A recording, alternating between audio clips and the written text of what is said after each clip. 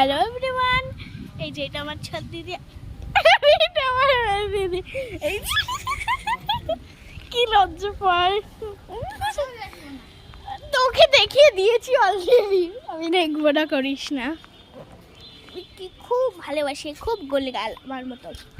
এরা দুটো খুব পাতলা, এরা দুটো খুব পাতলা, এরা দুটো মিল আছে আর আমাদের দুটো মিল আছে। ওকে দেখিয়ে বলেছি মুখ,